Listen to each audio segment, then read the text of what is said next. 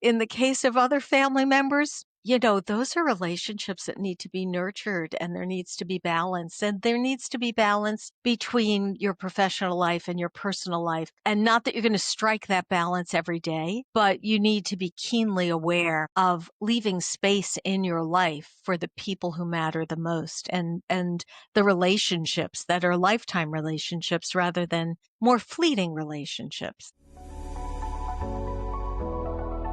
Welcome to A Founder's Life, and I'm your host, Leo Castetna. On this show, we dive into the real stories behind the highs and lows of entrepreneurship and how we pursue a more balanced and meaningful life along the way. This podcast is sponsored by Thankz, helping founders like us scale with reliable remote talent. Email founders@thankz.com, that's THANKZ.com, with the subject line, A Founder's Life, and you'll receive $1,000 off your first month. Now, I'm excited today to be joined by Jeanne Achille. I'm going to pronounce that again and let my editor correct that one. Jeanne Achille. Was that correct? That was correct. I don't know why I was getting tongue twisted. Yeah, that's okay. It's one of Anyway. those names. Yes, it shouldn't be. I mean, we've all got a couple of them. Anyway. Exactly. Now I'm excited to be joined by Jeanne Achille. Jeanne, thank you for joining. I'd love for you to introduce yourself, please. Thank you so much for the opportunity. My name is Jeanne. My last name is Achille. And yes, frequently confused with the tendon or the Greek god, but we are missing the S at the end of Achille. I am the founder and CEO of the Devon Group. We are a technology, PR, and marketing services company. And I'm coming to you today from the Jersey Shore, as in the real Jersey Shore, not that ghastly television show. It's a ghastly television show for those that live in Jersey Shore, I guess. It is indeed. I guess it entertains the rest of the U.S. and perhaps the world. I'm not really sure what its reach is. And tell us a little bit about your work journey, both what got you to where you are today and what you do with your clients and for your clients in your current business. My goodness, what a loaded question. So I started Devon out of frustration, I guess is the best way of putting it. I had come up through the ranks in what we would call corporate America, as a recruiter, as a sales rep, as a marketing executive, working at privately held companies, working at publicly held companies, eventually becoming a member of senior staff at a publicly held entity, almost always the only woman. In tech, that wasn't uncommon back in those days. Obviously, I'm not 16. And, I was becoming increasingly frustrated by the opportunities that were not being presented to me versus my colleagues. And I decided to become an entrepreneur instead, and had no idea, Leo, what that was going to mean. But that's why we're here today, isn't it? Definitely. I think it's that journey to understand a little more about that journey. And if you look at really how you're helping clients at the moment, what does a typical client look like for you? So clients come to us because they're looking for either launch support, reputation management support, rebranding. And that might be the employer brand as well as their marketing and sales brand. They might have a milestone to achieve, and that might be an initial public offering or to raise, their Series B, whatever that looks like. Or it might be more tactical, just to fill in the gaps on their team because perhaps they don't have senior talent at a certain level, or they don't have someone to manage their awards marketing program. So we are plugging in functionally. We're also plugging in as more of an integrated team on our side and lifting them up. Our goal is that our clients are remembered far more than we are. And I know that might sound counterintuitive for a PR marketing firm, but nothing delights us more than when we know we are instrumental in our clients' success, because that is how we are successful. And we've been in business now over 30 years. So hopefully that's validation. That's impressive. And talk to me a little bit about what family means to you. Oh my goodness. Well, I have the good fortune of having raised three daughters who are very impressive in their own rights. They are all adults at this point. So I am well beyond dropping kids off at daycare or musing over what school they should attend. That was a very complicated journey. I have to say, when I look back on it now, I'm like, it's mind-boggling how all those pieces came together or didn't, and I certainly am very sensitive to watching men and women going through that now in terms of the parenting journey. So parenting is a big part of family, what I define as family. But, as I've gotten older, Leo, I'm also looking at the extended family. And it's so marvelous to reconnect with cousins or aunts and uncles. And, I had a very entertaining conversation recently about second cousin or third cousin once removed, or it's amazing how small the world really is when you start to find out what family means to you. That's very true.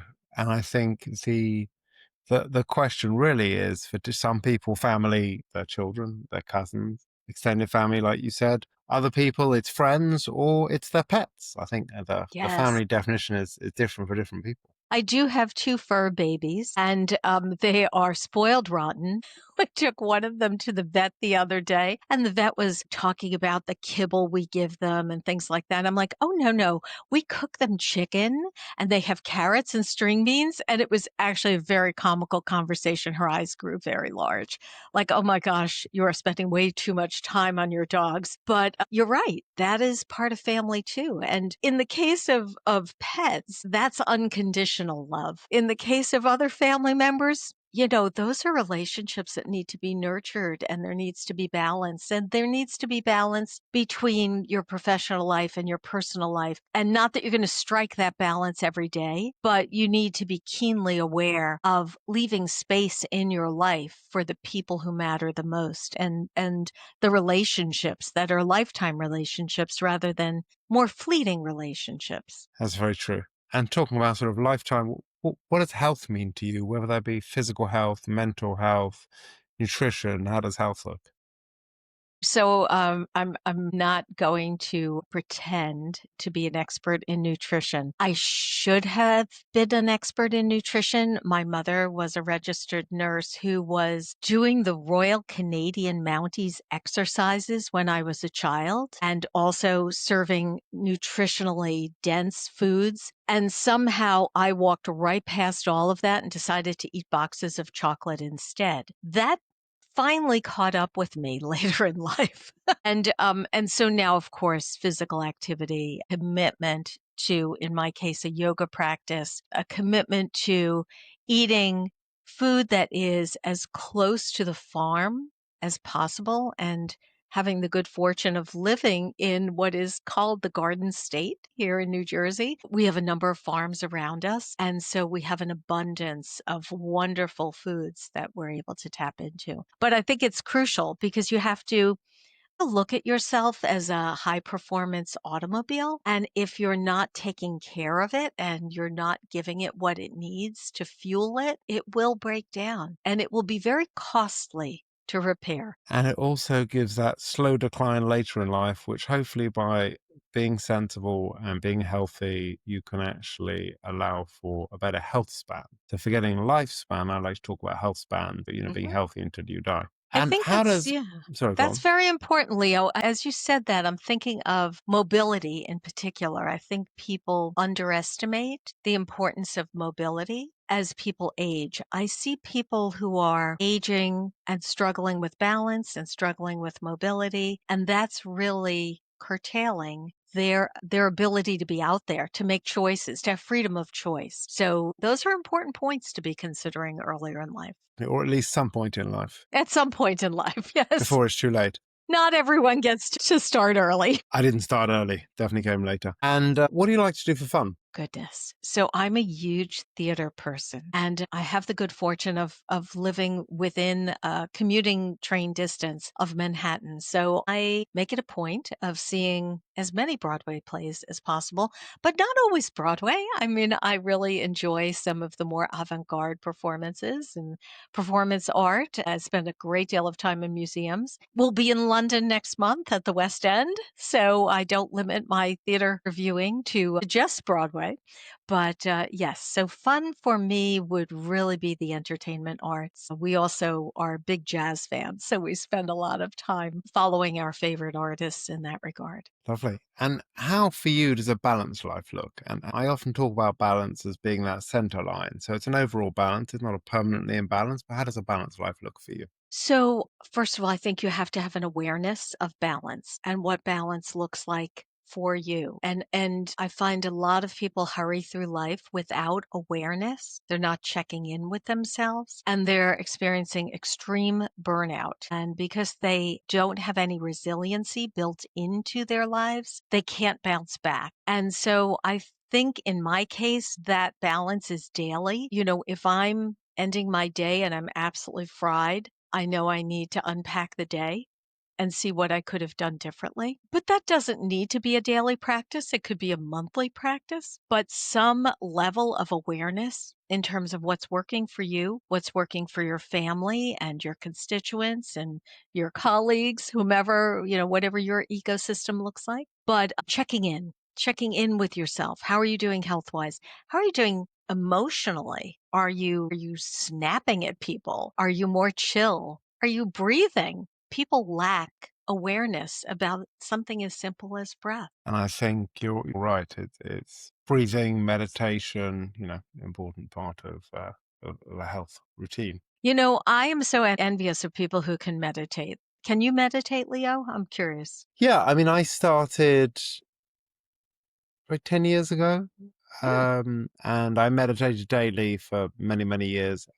Don't do 100% daily right now. I did do over 3,000 days in a row, but I do most days I meditate. Now, meditation can take different form.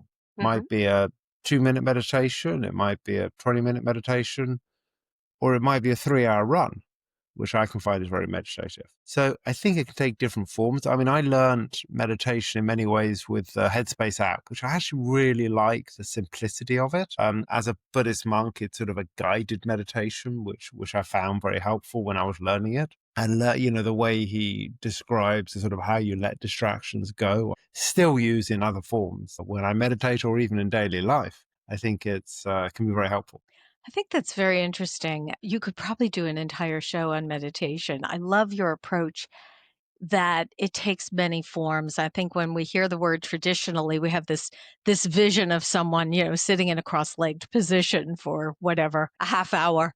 I've not achieved that level yet. So I'm going to lean into your approach instead. I think it's whatever works for people. I've got a really good friend who meditates 2+ hours a day. That wouldn't do it for me. Yeah. And by the way, when I'm meditating, I don't sit cross-legged. I just don't find that very comfortable. My body does not want to be in that position. I generally am sitting in a chair. Sometimes I'll meditate lying down, but sitting in a chair is better. Yeah, so meditation can be many different forms, and often combining it with breath can be really helpful as well. Yeah, absolutely. Absolutely. And what has been a pivotal moment in your life? Wow, there have been many.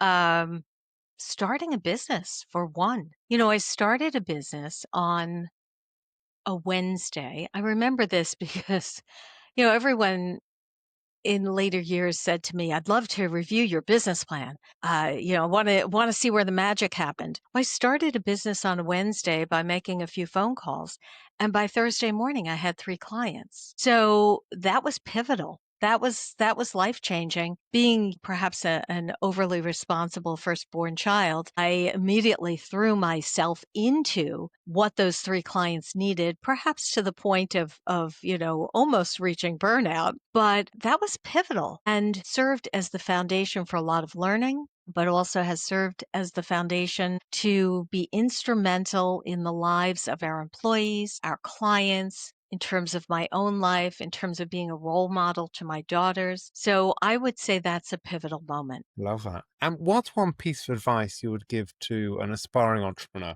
Don't try to do it all yourself. So I started when I realized how quickly the train was leaving the station. I started by immediately hiring the professional services that I knew I would need to, and perhaps this is because of my line of business, but I wanted to make sure I looked real. So I hired a really good accountant and a really good lawyer so that things like going through contract negotiations were very smooth. Things like invoicing everything was very professional. But where I have seen people fail is when they try to do it all themselves. And it's really a self-limiting model, but it's also not a realistic model. No one person can be all things to all people. And so as an entrepreneur, that's tempting because you're also trying to save the money because you're balancing what's coming in and what's going out, but taking the plunge and at least, making sure you're lifting off with the right resources. You don't need a fancy office. I have fallen into that trap. At one time had 4 offices. Finally realized, the office itself wasn't making any money for anyone. It was just a big cost center. So have had some missteps over the way, but it's all about people and people power entrepreneurship. So surrounding yourself with the right professional services and making good hires. Listen, and sometimes those hires don't have to be traditional W-2 employees. Some of my best hires, so to speak, I'm using air quotes over the years, have actually been contractors or consultants or specialty talent that I was able to bring onto the team that gave us a differentiation that we could not have possibly nurtured in-house. So I think that's very important as well. Great advice. And how can people find you? Well, when you run a PR firm, you're kind of all over the internet. So certainly, please, if your listeners want to connect with me on LinkedIn, I'm on LinkedIn as Jeanne Achille. I'm on Threads. I'm on Facebook. I'm on Instagram. And of course, email is always fine. And that's JEANNE at Devon PR. Thank you for joining us today. Thank you, Leo. It's been my pleasure. And thank you for listening to today's episode. If you've enjoyed the conversation, don't forget to subscribe to the channel, tell your friends, and please leave a review.